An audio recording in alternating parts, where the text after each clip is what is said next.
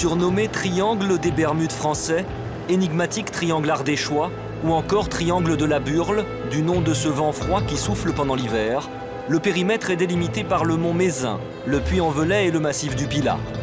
Des drames y sont survenus dès la Seconde Guerre mondiale et n'ont jamais cessé de se répéter.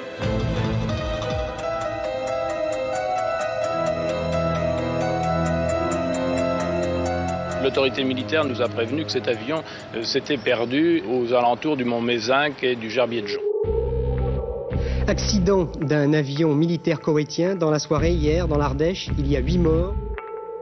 C'est au cœur du massif du Mézin en Haute-Loire qu'a été découverte l'épave déchiquetée du Piper qui avait décollé une dizaine d'heures auparavant de Clermont-Ferrand. L'accident survient, inexplicable. Nous avons effectivement, sur une zone relativement restreinte, une concentration d'accidents qui permet effectivement de s'interroger. En effet, comment ne pas être intrigué par ce phénomène? Pas moins de 40 accidents dans la zone. À cela s'ajoute un fait troublant. L'une des toutes premières victimes appartient à une célèbre famille.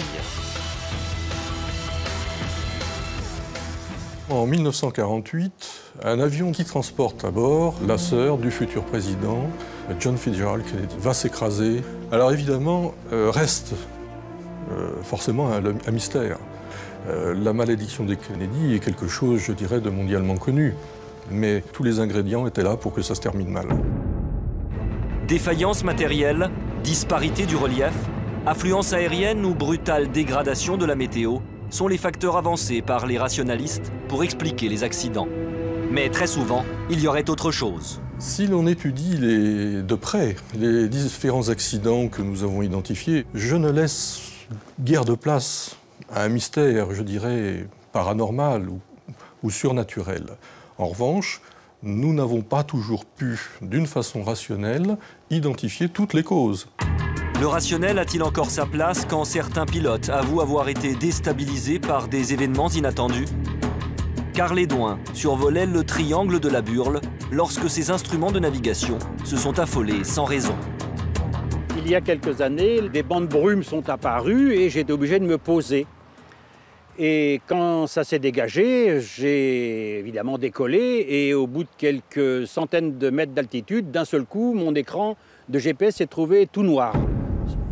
Sans explication, j'ai recommencé l'opération 3 fois et à chaque fois, mon écran était tout noir dès que j'arrivais à 200-300 mètres d'altitude. Mais quelle serait donc cette force invisible capable de dérégler les instruments de navigation les plus modernes? Je pense qu'il faut savoir raison garder et faire preuve de beaucoup d'humilité devant des manifestations dont l'explication nous échappe pour l'instant. Ces forces obscures seraient liées à des présences non identifiées?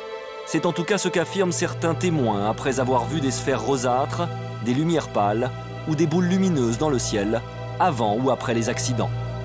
Il n'y a pas très longtemps encore, il y a des gens qui disent qu'ils les ont vus.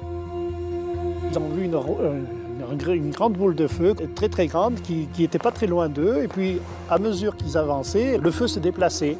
Et bien sûr, ils ont eu peur. Je sais que la gendarmerie avait fait des enquêtes. Il y a plusieurs personnes qui ont vu ces boules de feu.